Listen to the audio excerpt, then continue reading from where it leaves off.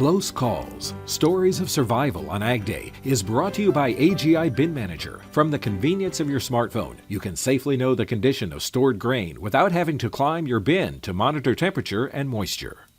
Tragic stories of grain bin accidents are all too common. While they can be prevented, there are also trained first responders in many rural communities who can help rescue those entrapped or engulfed in a grain bin.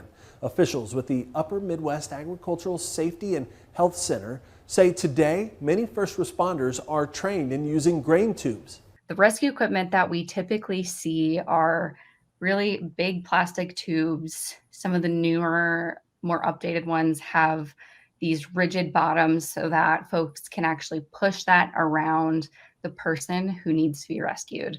And what that does is really help take that pressure off. Now, the pressure around a victim, even just knee deep, is equivalent to 1,500 pounds of down pull. So these grain rescue tubes are critical. Having that tube put around someone helps them to get them out and get them out with as few, injuries, pain, poor outcomes as possible. Now, there are several companies in ag helping to provide those life-saving devices. She encourages people to contact them to get one for their local first responders. Now, beyond grain bins, a farm accident can happen in an instant. Linton, North Dakota producer Doug Birchler knows that firsthand, as Jody Kurzman of AgDay affiliate KFYR tells us. Doug Beekler's morning chores take a little longer these days. 5 years ago, Beekler lost his right arm in a farm accident. I've adapted in a lot of ways. He's changed the way he stacks bags of feed and even how he closes gates. Anything that can make things easier, I've just thought about how to do it differently. Those changes have helped him stay on the family farm and continue living the life he always dreamed of. Farming and ranching has just always been a passion of mine. Hi guys. He also makes time for regular physical therapy and chiropractic care. I try to do things to maintain my muscles as well as I can, just to make sure I don't injure myself in some other way. Taking care of his mental health is also now a priority, and something Beekler has become passionate about helping other producers deal with too. Everyone notices that I'm missing an arm. That's very visible, and people can tell right away that it's probably something that I struggle with.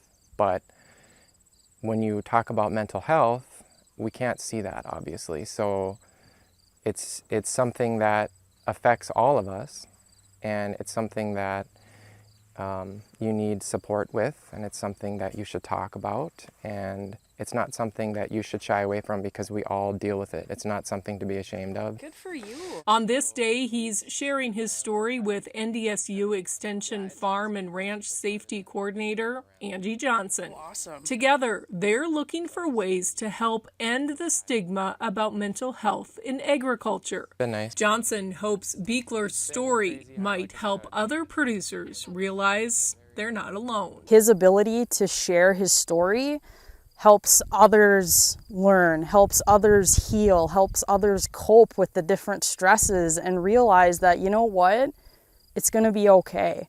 It is going to be okay. We're going to get through this. For Beekler, a big part of getting through it is the morning routine. It's my favorite thing to do. These chores are something he looks forward to now more than ever. Near Linton, I'm Jody Kurzman, reporting for your news leader. All right, thanks, Jody. And that's all the time we have this morning. We're sure glad you tuned in. From all of us here at AgDay, I'm Clinton Griffiths. Have a great day out in farm country.